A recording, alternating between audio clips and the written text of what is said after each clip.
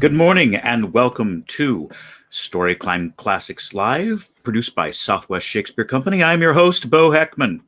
And today, as most days lately, we are continuing with that story that never seems to end and still introduces new people and is so convoluted and complicated now as far as explaining the storyline that I'm just at a loss.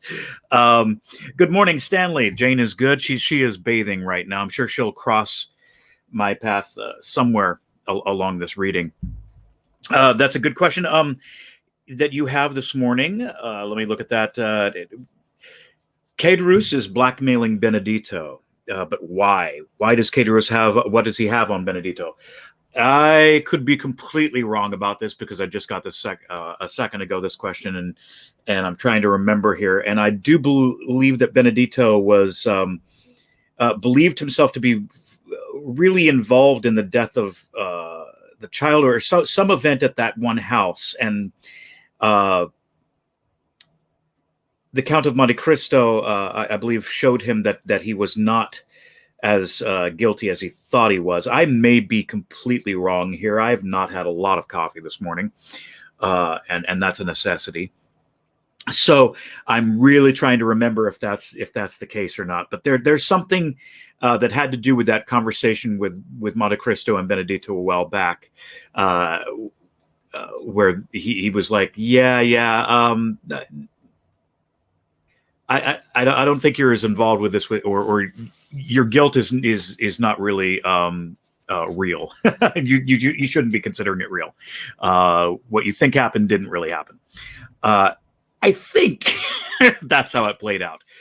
I could be completely wrong, and I'm sure I am. I will look a little bit later if I can and find out. But all right, let's just jump right into this never-ending 117 chapter marathon. Again, please forgive me and laugh along with me, please, at the mispronunciations of certain things. It sometimes is my fatigue of just reading aloud, and then half the time it's that it's just a brand new thing. You never know. So please be forgiving and please just laugh along with me on that one as we go through this. It's always an interesting time. So let's jump into chapter 68 today, entitled A Summer Ball. Hope you're having a great day today. And here we go. The same day, during the interview between Madame Danglars and the procurer, a traveling carriage entered the Rue de Hedler, passed through the gateway of number 27, and stopped in the yard. In a moment the door was opened, and Madame de Morcerf alighted, leaning on her son's arm. Albert soon left her, ordered his horses, and having arranged his toilet, drove to the Champs-Élysées, to the house of Monte Cristo. The Count received him with his habitual smile. It was a strange thing that no one ever appeared to advance a step in that man's favor. Those who would, as it were, force a passage to his heart, found an impassable barrier. Morcerf, who ran towards him with open arms, was chilled as he drew near, in spite of the friendly smile, and simply held out his hand. Monte Cristo shook it coldly, according to his invariable practice. "Here I am, dear Count. Welcome home again. I arrived an hour since. From Dieppe? No, from Triport. Indeed. And I have come at once to see you." "That is extremely kind of you," said Monte Cristo, with a tone of perfect indifference. "And what is the news? You should not ask a stranger, a foreigner, for news." "I know it. But in asking for news, I mean, have you done anything for me?" "Had you commissioned me?" said Monte Cristo, feigning uneasiness. Come, said Albert, "do not assume so much indifference. It is said sympathy travels rapidly, and when at Triport I felt the electric shock. You have either been working for me or thinking of me." Possibly, said Monte Cristo. I have indeed thought of you, but the magnetic wire I was guiding acted, indeed, without my knowledge. Indeed? Pray tell me how it happened. Willingly, Monsieur Danglars, dine with me. I know it. To avoid meeting him, my mother and I left town. But he met here Monsieur Andrea Cavalcanti, your Italian prince. Not so fast. Monsieur Andrea only calls himself Count. Calls himself, do you say? Yes, calls himself. Is he not a count? What can I know of him? He calls himself so. I, of course, give him the same title, and everyone else does likewise. What a strange man you are. What next? You say Monsieur Danglars dined here? Yes, with Count Cavalcanti, and the Marquis, his father, and Madame Danglars, Monsieur and Madame de Villefort, charming people, Monsieur Debray, Maximilian Morel, and Monsieur de Chateau-Renaud. Did they speak of me? Not a word. So much the worse. Why so? I thought you wished them to forget you. If they did not speak for me, I am sure they thought about me, and I am in despair. How will that affect you, since Mademoiselle Danglars was not among the number here who thought of you? Truly, she might have thought of you at home. I have no fear of that, or, if she did, it was only in the same way in which I think of her. Touching sympathy. So you hate each other, said the Count. Listen, said Morcerf. If Mademoiselle Danglars were disposed to take pity on my supposed martyrdom on her account, and would dispense with all the matrimonial formalities between our two families, I am ready to agree the arrangement. In a word, Mademoiselle Danglars would make a charming mistress. But a wife? Diable! At this, said Monte Cristo, is your opinion of your intended spouse? And this, said Monte Cristo, is your opinion of your intended spouse? Yes, it is rather unkind, I acknowledge, but it is true. But as this dream cannot be realized, since Mademoiselle Danglars must become my lawful wife, live perpetually with me, sing to me, compose verses and music within 10 paces of me, and that for my whole life it frightens me. One may forsake a mistress, but a wife... Good heavens. There she must always be, and to marry Mademoiselle Danglars would be awful. You are difficult to please, Viscount. Yes, for I often wish for what is impossible. What is that? To find such a wife as my father found. Oopsies. Monte Cristo turned pale and looked at Albert, while playing with some magnificent pistols. Your father was fortunate then, said he. You know my opinion of my mother, Count. Look at her, still beautiful, witty, more charming than ever. For any other son to have stayed with his mother for 4 days at Treport, would have been a condensation or a martyrdom. While I return more contented, more peaceful, shall I say more poetic, than if I had taken Queen Mab or Titania as my companion. Little Shakespeare reference there. That is an overwhelming demonstration that would make everyone vow to live a single life. Such are my reasons for not liking to marry Mademoiselle Danglars. Have you ever noticed how much a thing is heightened in value when we obtain possession of it? The diamond which glittered in the window at Marles or Fawcins shines with more splendor when it is our own. But if we are compelled to acknowledge the superiority of another and still must retain the one that is inferior, do you not know what we have to endure? Worldling, murmured the Count. Thus I shall rejoice when Mademoiselle Eugenie perceives I am but a pitiful atom, with scarcely as many 100,000 francs as she has millions. Monte Cristo smiled. One plan occurred to me, continued Albert. Franz likes all that is eccentric. I tried to make him fall in love with Mademoiselle Danglars, but in spite of 4 letters written in the most alluring style, he invariably answered, My eccentricity may be great, but it will not make me break my promise. That is what I call devoted friendship. I recommend to another one whom you would not marry yourself." Albert smiled. "Apropos," continued he, "Franz is coming soon, but it will not interest you. You dislike him, I think." "I?" said Monte Cristo. "My dear Viscount, how have you discovered that I did not like Monsieur Franz? I like everyone." "And you include me in the expression everyone? Many thanks." "Let us not mistake," said Monte Cristo. "I love everyone as God commands us to love our neighbor, as Christians, but I thoroughly hate but a few. Let us return to Monsieur Franz d'Épinay.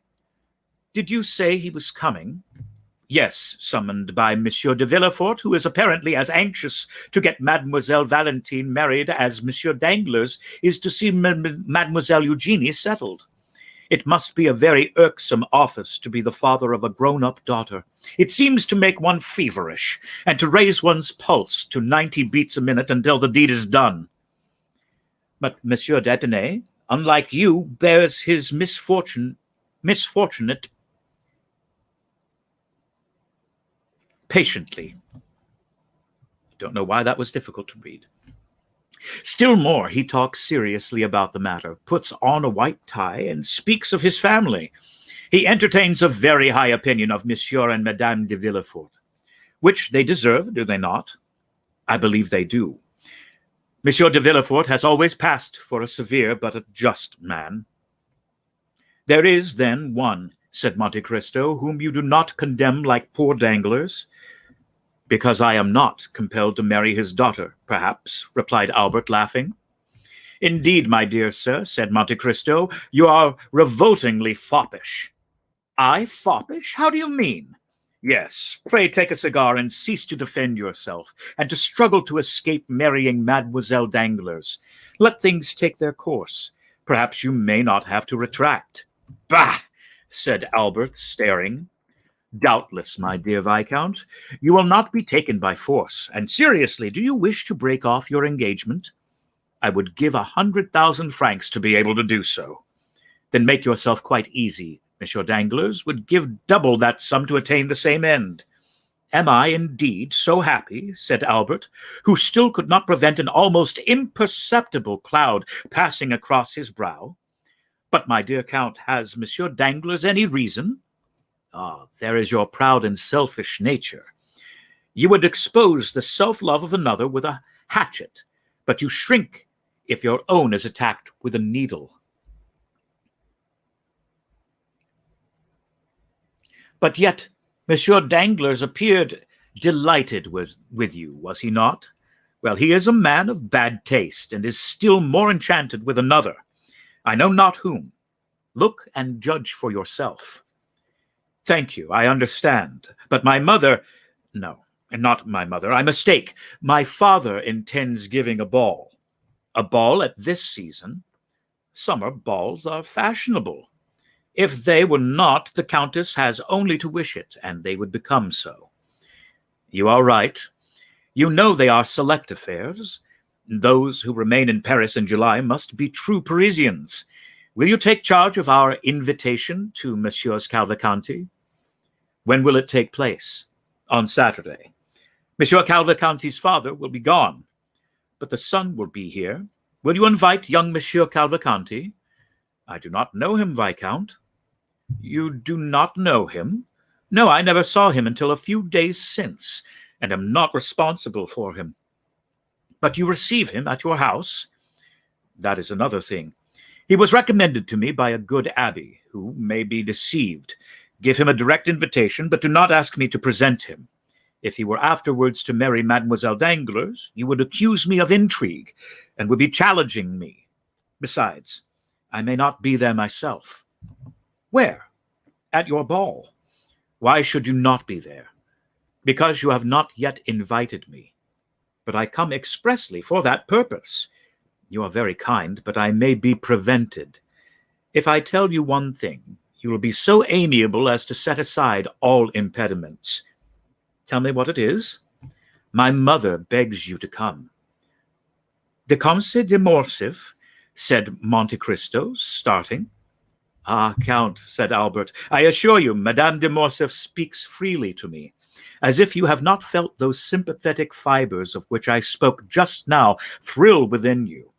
You must be entirely devoid of them, for during the last 4 days we have spoken of no one else. You have talked of me.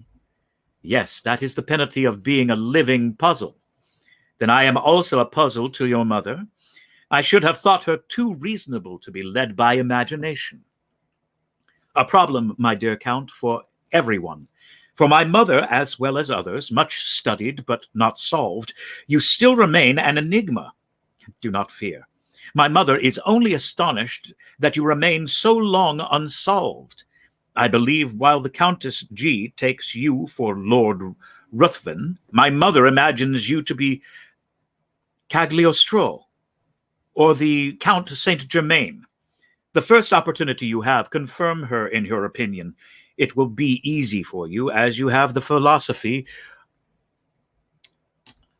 of the one and the wit of the other. I thank you for the warning, said the Count. I shall endeavor to be prepared for all suppositions. You will, then, come on Saturday? Yes, since Madame de Morcerf invites me. You are very kind. Will Monsieur Danglars be there? He has already been invited by my father. We shall try to persuade the great de Aguesseau, Monsieur de Villefort, to come, but have not much hope of seeing him. Never despair of anything, says the proverb. Do you dance, Count? I dance. Yes, you. It would not be astonishing. That is very well before one is over 40. No, I do not dance, but I like to see others do so. Does Madame de Morcerf dance? Never. You can talk to her, so she delights in our conversation. Indeed. Yes, truly, and I assure you, you are the only man of whom I have heard her speak with interest. Albert rose and took his hat. The Count conducted him to the door. I have one thing to reproach myself with, said he, stopping Albert on the steps. What is it? I have spoken to you indiscreetly about Danglars. On the contrary, speak to me always in the same strain about him. I am glad to be reassured on that point. Apropos, when do you expect Monsieur d'Épinay? 5 or 6 days hence at the latest. And when is he to be married? Immediately, on the arrival of Monsieur and Madame de Saint-Méran. Bring him to see me. Although you say I do not like him, I assure you I shall be happy to see him. I will obey your orders, my lord. Goodbye. Until Saturday, when I may expect you, may I not? Yes, I promised you. The Count watched Albert, waving his hand to him. When he had mounted his phaeton, Monte Cristo turned and seeing Bertuccio. What news? Said he. She went to the Palais, replied the steward. Did she stay long there? Half an hour. An hour and a half. Did she return home? Directly. Well, my dear Bertuccio, said the Count, I now advise you to go in quest of the little estate I spoke to you of in Normandy. Bertuccio bowed, and as his wishes were in perfect harmony with the order he had received, he started the same evening.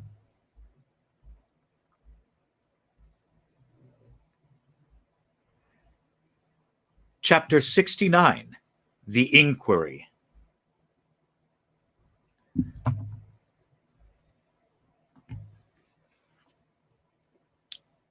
De Villefort, Madame de Villefort kept Monsieur de Villefort kept the promise he had made to Madame Danglars to endeavor to find out how the Count of Monte Cristo had discovered the history of the house at Auteuil. He wrote the same day for the required information to Monsieur de Beauvais, who, from having been an inspector of prisons, was promoted to a high office in the police, and the latter begged for 2 days' time to ascertain exactly who would be most likely to give him full particulars. At the end of the second day, Monsieur de Villefort received the following note. The person called the Count of Monte Cristo is an intimate acquaintance of Lord Wilmore, a rich foreigner who is sometimes seen in Paris and who is there at this moment. He is also known to the Abbé Busoni, a Sicilian priest of high repute in the East, where he has done much good. Monsieur de Villefort replied by ordering the strictest inquiries to be made respecting these two persons. His orders were to be executed, and the following evening he received these details. The abbé, who was in Paris only for a month, inhabited a small two-storied house behind St. Sulpice. There were 2 rooms on each floor, and he was the only tenant. The 2 lower rooms consisted of a dining room with a table, chairs, and sideboard of walnut, and a wainscoted parlor without ornaments, carpet, or timepiece. It was evident that the abbé limited himself to objects of strict necessity. He preferred to use the sitting room upstairs, which was more library than parlor, and was furnished with theological books and parchments, in which he delighted to bury himself for months at a time.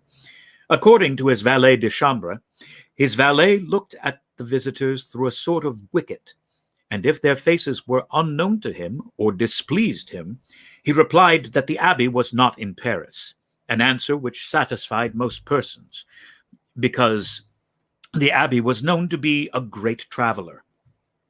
Besides, whether at home or not, whether in Paris or Cairo, the abbé always left something to give away, which the valet distributed through this wicket in the master's name.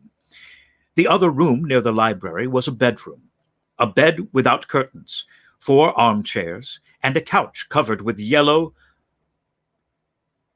Utrecht velvet, composed with a prie-dieu, all its furniture. Lord Wilmore resided in Rue Fontaine St. George. He was one of those English tourists who consume a large fortune in traveling. He hired the apartment in which he lived furnished, passed only a few hours in the day there, and rarely slept there. One of his peculiarities was never to speak a word of French, which he, however, wrote with great facility. The day after this important information had been given to the king's attorney, a man alighted from a carriage at the corner of the Rue Pharaon, and rapping at an olive-green door, asked if the Abbé Busoni were within. "No, he went out early this morning," replied the valet. "I might not always be content with that answer," replied the visitor, "for I come from one to whom everyone must be at home. But have the kindness to give the Abbé Busoni." "I told you he was not at home," repeated the valet. "Then on his return give him that card and this sealed paper. Will he be at home at 8 o'clock this evening?" "Doubtless, unless he is at work, which is the same as if he were out." "I will come again at that time," replied the visitor, who then retired. At the appointed hour, the same man returned in the same carriage, which, instead of stopping this time at the end of the Rue Pharaon, drove up to the green door. He knocked, and it opened immediately to admit him. From the signs of respect the valet paid him, he saw that his note had produced a good effect. "Is the abbé at home?" asked he. "Yes. He is at work in his library, but he expects you, sir," replied the valet. The stranger ascended a rough staircase, and before a table illuminated by a lamp whose light was concentrated by a large shade while the rest of the apartment was in partial darkness, he perceived the abbé in a monk's dress, with a cowl on his head, such as was used by learned men of the Middle Ages. "Have I the honor of addressing the Abbé Busoni?" asked the visitor. "Yes, sir," replied the abbé. "And you are the person whom Monsieur de Beauville, formerly an inspector of prisons, sends to me from the prefect of police?" "Exactly, sir." "One of the agents appointed to secure the safety of Paris?" "Yes, sir," replied the stranger with a slight hesitation and blushing. The abbé replaced the large spectacles, which covered not only his eyes, but his temples, and sitting down motioned to his visitor to do the same. "I am at your service, sir," said the abbé with a marked Italian accent. "The mission with which I am charged, sir," replied the visitor, speaking with hesitation, "is a confidential one on the part of him who fulfills it, and him by whom he is employed." The abbé bowed. "Your Probity, replied the stranger, is so well known to the prefect that he wishes as magistrate to ascertain from you some particulars connected with the public safety, to ascertain which I am deputed to see you. It is hoped that no one ties of friendship or humane consideration will induce you to conceal the truth.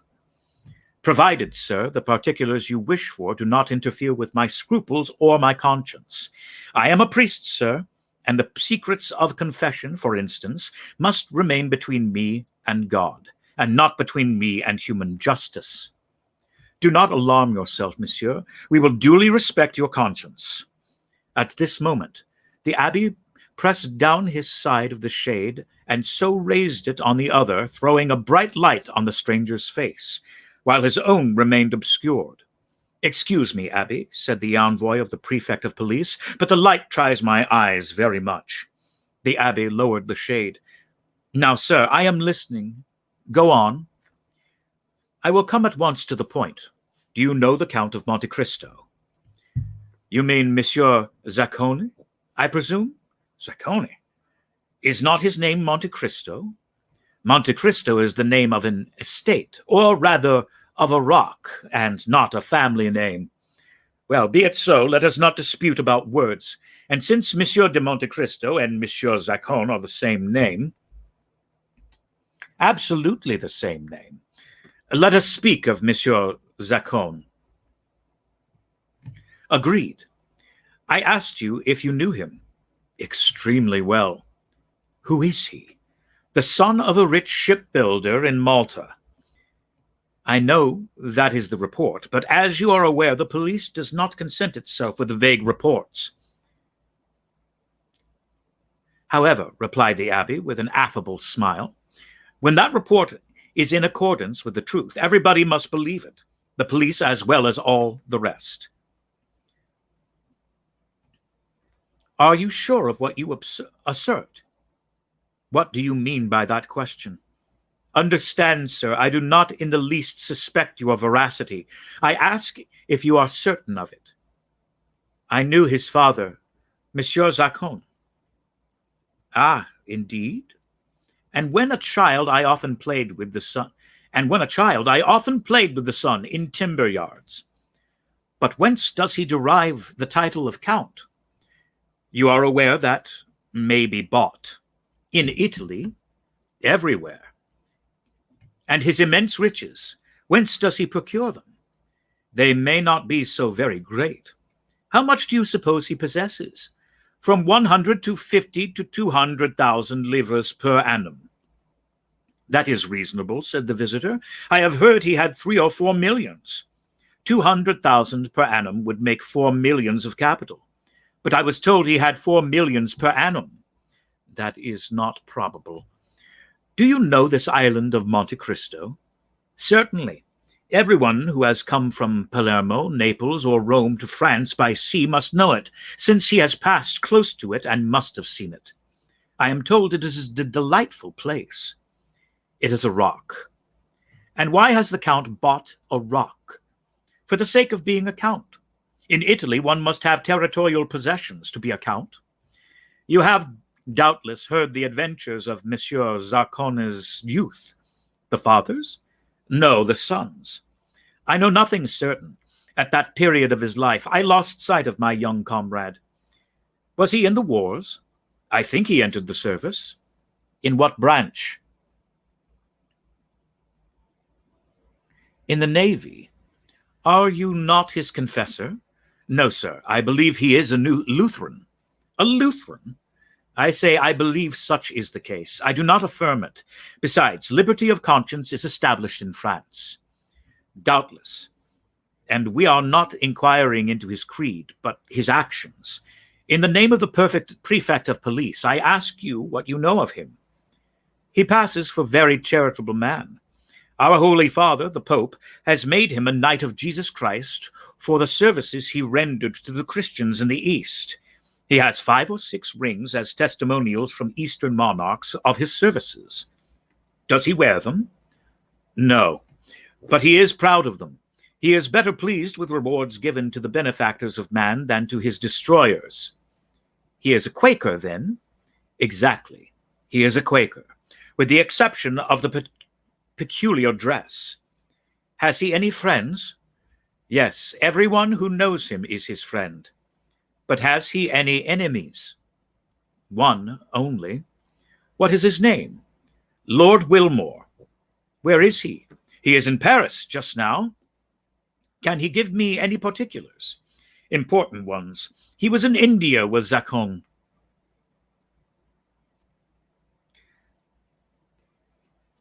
Do you know his abode? It's somewhere in the Chaussée d'Antin, but I know neither the street nor the number. Are you at variance with the Englishman? I've loved Zacon, and he hates him. We are consequently not friends. Do you think the Count of Monte Cristo had ever been in France before he made this visit to Paris? To that question I can answer positively, no, sir. He had not, because he applied to me 6 months ago for the particulars he required. And as I did not know when I might again come to Paris, I recommended Monsieur Cavalcanti to him. Andrea? No, Bartolomeo, his father. Now, sir, I have but one question more to ask, and I charge you in the name of honor, of humanity, and of religion to answer me candidly. What is it, sir? Do you know with what design Monsieur de Monte Cristo purchased a house at Auteuil? Certainly, for he told me. What is it, sir? To make a lunatic asylum of it, similar to that founded by the Count of Pisani at Palermo. Do you know about that institution? I have heard of it. It is a magnificent charity. Having said this, the abbé bowed to imply he wished to pursue his studies. The visitor either understood the abbé's meaning or had no more questions to ask. He arose, and the abbé accompanied him to the door. You are a great almsgiver, and, said the adviser, and although you are said to be rich, I will venture to offer you something for your poor people, which you accept. Will you accept my offering? I thank you, sir. I am only jealous in one thing, and that is that the relief I give you should be entirely from my own resources. However, my resolution, sir, is unchangeable.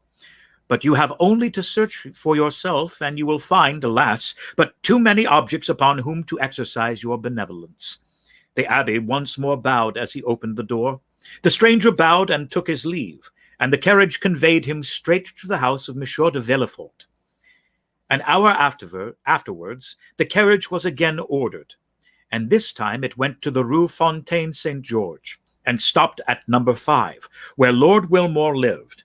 The stranger had written to Lord Wilmore requesting an interview, which the latter had fixed for 10 o'clock. As the envoy of the prefect of police arrived 10 minutes before 10, he was told that Lord Wilmore, who was precision and punctuality personified, was not yet come in, but that he would be sure to return as the clock struck. The visitor was introduced into the drawing-room, which was like all other furnished drawing-rooms.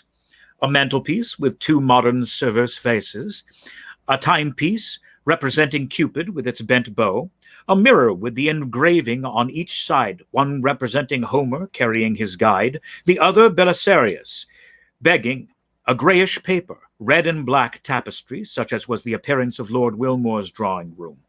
It was illuminated by lamps with ground glass shades, which gave only a feeble light, as if out of consideration for the envoy's weak sight. After 10 minutes' expectation, the clock struck 10. At the 5th stroke, the door opened, and Lord Wilmore appeared. He was rather above the middle height, with thin reddish whiskers, light complexion, and light hair, turning rather gray. He was dressed with all the English peculiarity, namely, in a blue coat with gilt buttons and high collar in the fashion of 1811, a white kerseymere waistcoat, and a nankin pantaloons, 3 inches too short, but which were prevented by straps from slipping up to the knee. His first remark on entering was, "You know, sir, I do not speak French." "I know you do not like to converse in our language," replied the envoy, "but you may use it," replied Wilmore. "I understand it." "And I," replied the visitor, changing his idiom, "know enough of English to keep up the conversation. Do not put yourself to the slightest inconvenience." "Oh?" said Lord Wilmore, with that tone which is only known to natives of Great Britain. The envoy presented his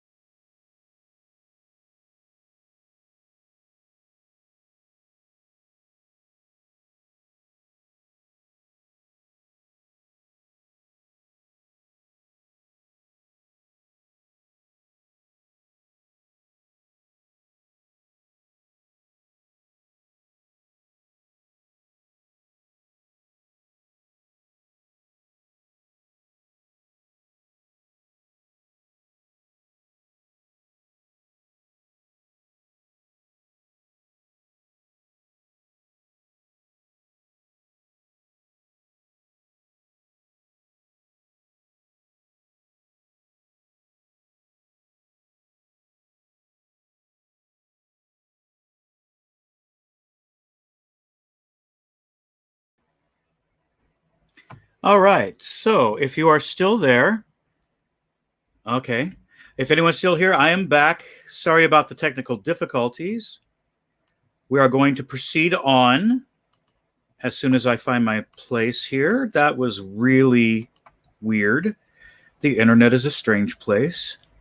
And technology, it's great when it works. All right. So welcome back. Sorry about the technical difficulties there. And we will be proceeding here with the chapter momentarily. I've just got to find my place.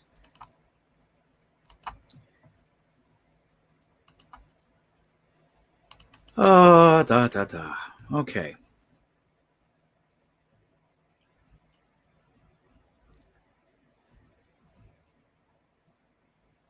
Ah, said Lord Wilmore, with that tone which is only known to natives of Great Britain.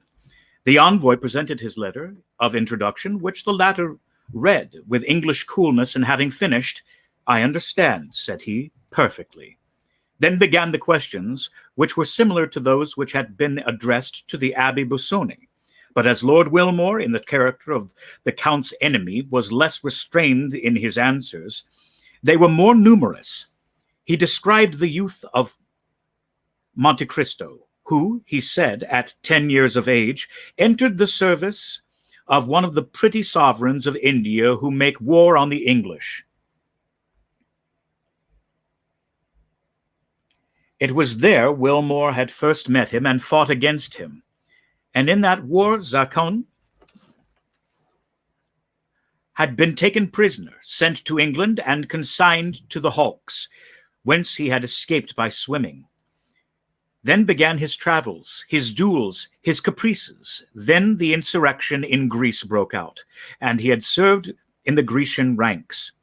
While in that service, he had discovered a silver mine in the mountains of Thessaly, but he had been careful to conceal it from everyone.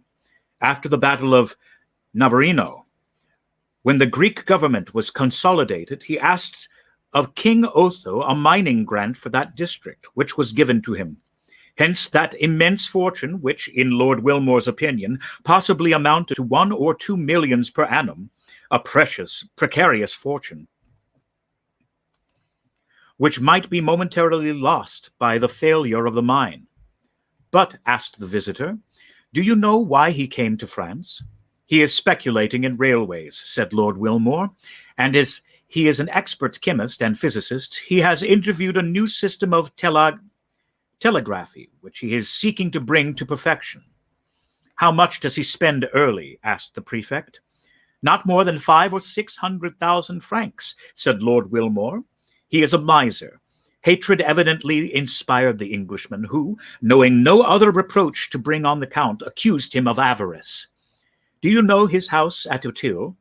Certainly. What do you know respecting it? Do you wish to know why he bought it? Yes. The Count is a speculator who will certainly ruin himself in experiments. He supposes there is in the neighborhood of the house he has bought a mineral spring equal to those at Bagnères, Longchamp, and Cauterets. He is going to turn his house into a badhouse, as the Germans term it.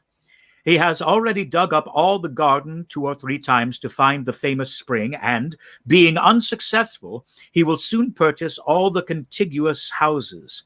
Now, as I dislike him and hope his railway, his electric telegraph, or his search for baths will ruin him, I am watching for his discomfiture, which must soon take place. What was the cause of your quarrel? When he was in England, he seduced the wife of one of my friends. Why do you not seek revenge? I have already fought 3 duels with him, said the Englishman, the first with the pistol, the second with the sword, and the third with the saber. And what was the result of those duels? The first time, he broke my arm.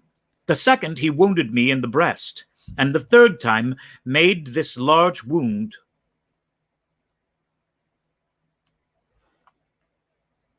The Englishman turned down his shirt collar and showed a scar whose redness proved it to be a recent one. So that, you see, there is a deadly feud between us. But, said the envoy, you do not go about it in the right way to kill him, if I understand you correctly. Oh, said the Englishman, I practice shooting every day, and every other day Greiser comes to my house. This was all the visitor wished to ascertain, or rather in all the Englishman appeared to know. The agent rose, and having bowed to Lord Wilmore, who returned his salutation with the stiff politeness of the English, he retired. Lord Wilmore, having heard the door close after him, returned to his bedroom, where with one hand he pulled off his light hair, his red whiskers, his false jaw, and his wound to resume the black hair, dark complexion, and pearly teeth of the Count of Monte Cristo. It was Monsieur de Villefort, and not the prefect, who returned to the house of Monsieur de Villefort.